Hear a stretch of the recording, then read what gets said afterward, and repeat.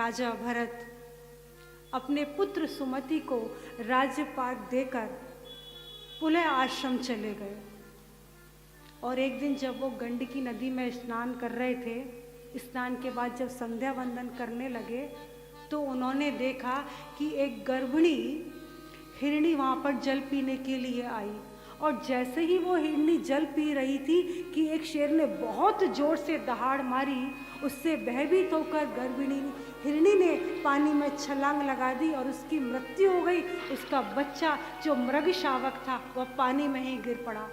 और कहते हैं ना कि संत हृदय नवनीत समाना, जड़ भरत जी का हृदय करुणा से द्रवीभूत हो गया कि यदि इस मृग शावक को मैंने अगर अभी नहीं अपनाया, इसका पालन पोषण नहीं किया, तो यह बेचारा अभी मृत्यु को प्राप्त हो जाएगा। बहुत आसक्ति हो गई, मृग शावक को अपने आश्रम में ले आए। जो छोटे बच्चे होते हैं ना, अपने भोलेपन से बहुत जल्दी मोहित कर लेते हैं। वो मृग शावक कभी भरत जी की जटाओं से खेलता, तो कभी उनके कमंडल से खेलता, कभी उनकी पीठ को खुजलाता। अब भरत जी का मन भजन में कम और मृग शावक में अधिक हो गया। देखिए, सब कुछ राजपाट त्याग कर आए और जरा सी मन की सावधानी हटी और मृग शावक से आसक्ति हो गई। जब मृत्यु का समय निकट आया तो बहुत व्याकुल हो गए उस मृग शावक को देखने के लिए, और उस मृग शावक को देखने के लिए प्रतीक्षा करते हुए उन्होंने अपने प्राण त्याग दिए। यम यम वापी स्मरण भावम तज्जन्ते कलेवरम तम तमे वैते कौन्तेय तदा भाव भक्ति। अरे पार्थ, जो मृत्यु के समय जिस भाव का चिंतन करता हुआ अपने शरीर को छोड़ देता है, या कहिए कि जिसका शरीर छूट जाता है, उसको उसी भाव की प्राप्ति होती है। इसीलिए मृग शावक का जो चिंतन करते हुए राजा भरत जी के प्राण छूटे, तो अगले जन्म में वह भी मृग शावक बने, हिरण बने। लेकिन पूर्व जन्म के भजन के कारण उन्हें अपने पूर्व जन्म की सभी बातों का ज्ञान रहा और उन्होंने इस हिरण की योनि में ही विचार कर लिया कि अब मैं आगे से किसी से बात नहीं करूँगा। अपने सभी हिरणों के झुंड से दूर रहते और भगवान के ही चरणों में लीन रहते। इनका यह शरीर छूटा। श्री सुखदेव जी महाराज कहते हैं कि राजा भरत पहले मृग शावक बने और अब इस जन्म में अंगिरा वंशीय ब्राह्मण के घर उनका पुत्र रूप में जन्म हुआ। और जब उनके पुत्र रूप में जन्म हुआ, बड़े बड़े ज्योतिषाचार्य जी ने कह दिया कि यह बालक बहुत बड़ा विद्वान होगा। उनके तेज आवा मंडल को देखकर कहने लगे कि इस जैसा कोई भक्त नहीं होगा। लेकिन इस बार भरत जी ने सोच लिया कि जो गलती मैंने पूर्व जन्म में की, इस बार नहीं करूँगा। इस बार ना तो मैं किसी से बात करूँगा, ना ही किसी प्रकार का कोई संबंध रखूँगा। मुझे आसक्ति होगी ही नहीं। अब मैं हमेशा मौन ही रहूँगा। एक दिन पिताजी ने कहा, पुत्र, मैं तुम्हें यह गायत्री मंत्र दे रहा हूँ, 2 घंटे के अंदर आप मुझे ये गायत्री मंत्र आकर सुनाना। भरत जी ने सोचा कि आज इन्होंने मुझे गायत्री मंत्र दिया है, कल कहेंगे कि सत्यनारायण की पूजा याद कर ले, परसों कहेंगे नामकरण की विधि याद कर ले, फिर कहेंगे शादी ब्याह पढ़ के आ जा। अरे भगवान, कौन इस प्रपंच में पढ़े, मनवा राम नाम बजले। अब 2 घंटे तो क्या, 2 दिन तक उन्होंने गायत्री मंत्र नहीं सुनाया और पागलों की तरह जानबूझकर इधर उधर विचरण करने लगे। अब जब मूर्खों की तरह विचरण करने लगे तो सभी ने उन्हें कहना शुरू कर दिया, यह जड़ है। और भरत जी को उपाधि मिली जड़ भरत की। बोलिए जड़ भरत महाराज की जय हो। पिता के जाने के पश्चात जड़ भरत जी का पूरा भार भाइयों के ऊपर आ गया। भाइयों ने कहा कि देखो जड़ भरत, कुछ तो काम करना पड़ेगा। ऐसा करो, तुम खेत में जाकर छोटी छोटी क्यारियां बना दो। जड़ भरत जी ने जानबूझकर वहां बहुत बड़ा गड्ढा खोद दिया। यह देखकर भाइयों को बहुत क्रोध आया और कहा कि तुमसे कभी कुछ काम होगा ही नहीं। ऐसा करो, खेत में इतनी फसल खड़ी हुई है, अगर चिड़िया चुगने आए तो उन्हें भगा देना। जड़ भरत जी ने कहा बिल्कुल ठीक। जैसे ही चिड़िया खेत चुगने आई, उन्हें भगाना तो दूर, जड़ भरत जी कहते हैं, राम जी की चिड़िया राम जी को खेत, खाओ चिड़ैया भर भर पेट। जब भाइयों ने ये स्थिति देखी तो जड़ भरत जी को गुस्से से निकाल दिया। जड़ भरत जी ने सोचा अच्छा हुआ, प्रपंच से तो छूटे। अब जड़ भरत जी अपने भगवान के चिंतन में लीन चलते ही जा रहे हैं। आगे चले कि भीलों के सरदार ने पकड़ लिया कि हमें इनकी बलि देनी है। माता भद्रकाली की बलि देने के लिए उन्हें पहले अच्छा भोजन कराया, स्नान कराया, सुंदर वस्त्र धारण कराए और वध स्तंभ पर लाकर खड़ा कर दिया। देखिए, माता कभी हमारी बलि नहीं चाहती। माता बलि चाहती है हमारे काम, क्रोध, लोभ, मोह, मद, मात्सर्य, ईर्ष्या रूपी दुर्गुणों की। जैसे ही वध स्तंभ पर लाकर खड़ा किया, माता ने देखा ये तो श्री हरि का इतना बड़ा भक्त है। जैसे ही भीलों के सरदार ने मारने के लिए तलवार उठाई कि माता भद्रकाली वहां प्रकट हो गई और सभी भीलों का संहार कर दिया। जड़ भरत जी महाराज ने माता को प्रणाम किया। या देवी सर्वभूतेषु मातृ रूपेण संस्थिता, नमस्तस्मै नमस्तस्मै नमस्तस्मै नमो नमो, यह कहकर सहज भाव से वहां से चल दिए। जाना कहाँ है पता नहीं, किस ओर जाना है, क्या लक्ष्य पता नहीं, बस एक ही लक्ष्य कि भगवान को प्राप्त करना है। जब जड़ भरत जी वहां से जा रहे थे, सामने से राजा रहुगढ़ की पालकी आ रही थी। श्री सुखदेव जी महाराज कहते हैं कि राजा रहुगढ़ और जड़ भरत जी का जो संवाद है, 5 प्रमुख संवादों में से एक मुख्य संवाद है।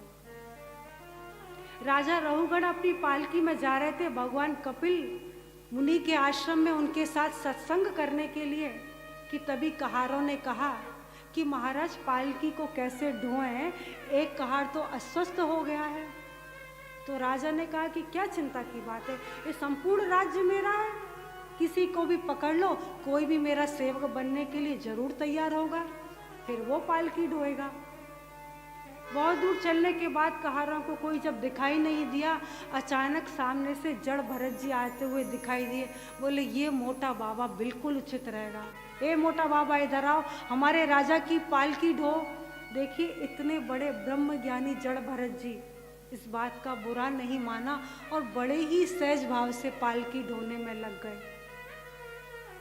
लेकिन एक परेशानी जड़ भरत जी महाराज को कि जब भी चलते तो 4 फीट आगे का देखकर चलते थे और अगर पैर के नीचे चींटी आ जाए तो उछल जाते थे। जड़ भरत जी उछलें तो राजा भी पालकी में उछले और उसका सिर बार बार पालकी से टकराए। जब ऐसा 2-3 बार हो गया तो राजा ने अपने कहारों को जोर से डांटा, अरे ठीक प्रकार से नहीं चल सकते क्या?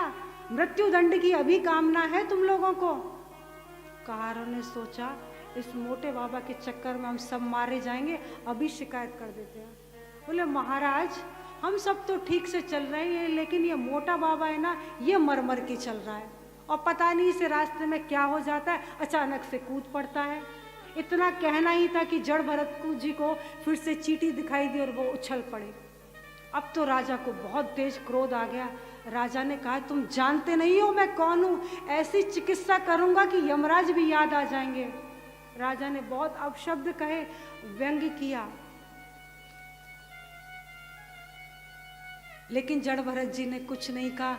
जब राजा ने बारंबार कहना आरंभ कर दिया, ए मोटे व्यक्ति मैं तुझे प्राण दंड दूंगा, तब पहली बार जड़ भरत बोले, अरे राजा तुम ये बार बार मोटा और पतला किसे कहते हो? यह तो शरीर के धर्म है, आत्मा ना तो मोटी है ना ही पतली है, और बार बार किसे दंड देने की बात करते हो? तुम मुझे कैसे दंड दे सकते हो? मैं तो आत्मा हूं। राजा ने जैसी इतने तत्व ज्ञान की बातें सुनी कि पालकी से मुख निकाल कर देखा और देखा कि इनके तो गले में जने हुए हैं, वो ब्राह्मण है, ब्रह्म ज्ञानी है। तुरंत पालकी से उतरे और चरणों में निवेदन किया, भगवान क्षमा करना, ब्राह्मणों के अपराध करने से तो मैं भी बहुत डरता हूँ, आप मुझे क्षमा कीजिए महाराज, मैं सत्संग में जा रहा था, मेरी एक बहुत बड़ी जिज्ञासा है, अगर आप कहो तो निवेदन करूं। जड़ भरत जी कहते हैं, हाँ हाँ राजन, निसंकोच होकर पूछो, क्या बात है। बोले महाराज बताइए कि जब शरीर के किसी भाग में पीड़ा होती है तो कष्ट हमारी आत्मा को ही होता है ना। जड़ भरत जी बोले कि नहीं, हमारी आत्मा को कष्ट नहीं होता। राजा बारंबार कहने लगा, नहीं प्रभु, देखिए जब हमें कोई पीड़ा पहुंचाता है तो हमारे आंखों से अश्रु निकलते हैं, हमारे मन को दुख होता है, हमारे हृदय को दुख होता है, और हमारे हृदय में आत्मा निवास करती है, तो अंततो गत्वा तो आत्मा को ही कष्ट हुआ ना। जड़ भरत जी कहते हैं, राजन अपनी बात को जरा सिद्ध करके बताओ, तुम्हारी इतनी विद्वत्तापूर्ण बात हमें अभी समझ नहीं आई। राजा रहुगढ़ कहने लगे, देखिए प्रभु, हम अग्नि जलाते हैं, उसके ऊपर बटलोई रखते हैं, बटलोई माने पतीला, उस बटलोई में पानी रखते हैं, फिर उसके अंदर हम चावल डालते हैं, तो क्या होता है, जो अग्नि होती है पहले वो बटलोई को गर्म करती है, उसके बाद बटलोई के ताप से वो पानी गर्म हो जाता है, और पानी गर्म होते ही चावल गर्म हो जाते हैं, और तंडुला गर्भरंधी, चावल मुलायम होकर पक जाते हैं। तो जैसे अग्नि के ताप से पहले बटलोई को ताप मिला, बटलोई के ताप से पानी को मिला, और पानी की उष्णता चावलों में गई, ठीक उसी प्रकार सबसे पहले हमारे शरीर को कष्ट होता है, फिर हमारी इंद्रियों को, फिर हमारे मन को, और अंततोगत हमारे आत्मा को। यह सुनकर जड़ भरत जी हंस पड़े और कहने लगे, राजा रहुगढ़, विद्वानों के साथ बैठकर बड़ी बड़ी बातें तो करना सीख लिया है, लेकिन तो सब सावयव पदार्थ हैं, और घटा रहे हो तुम आत्मा निर्वयव पदार्थ के ऊपर, तो सावयव और निर्वयव का तो कुछ मेल ही नहीं है। देखो, आग, बटलोई, पानी और तंदुल को तो तुम स्पर्श कर सकते हो, देख सकते हो, लेकिन क्या निर्वयव आत्मा को देख सकते हो? ना उसको छू सकते हो, ना मार सकते हो, ना पानी में भिगो सकते हो, ना अपनी अग्नि में जला सकते हो। नैनम छिन्दन्ति शस्त्राणि नैनम दहति पावका ना चैनम क्लेदन्ति आपो ना शोष्यति मारुतः। अरे आत्मा तो कोई देख ही नहीं सकता। और जो तुम बार बार कहते हो ना कि कष्ट किससे होता है, तो कष्ट आत्मा को नहीं होता, कष्ट तो हमारे मन की अनुकूलता और प्रतिकूलता के ऊपर निर्भर करता है। यदि हमें कष्ट होता है, मन को प्रतिकूलता लगती है, तो हमें दुख और कष्ट होने लगता है, अनुकूलता लगती है तो हम हर्षित हो जाते हैं। हे राजन, मैंने तुम्हें जितनी भी बातें बताई हैं ना, यह बड़े बड़े वेदों पुराणों को पढ़ने से नहीं आती, अपितु महापुरुषों की चरण धूलि से आती हैं, चरण धूलि का सेवन करने से आती हैं, उनके साथ सत्संग करने से आती हैं। क्योंकि एकमात्र शाम से मिलने का सत्संग एक ठिकाना है।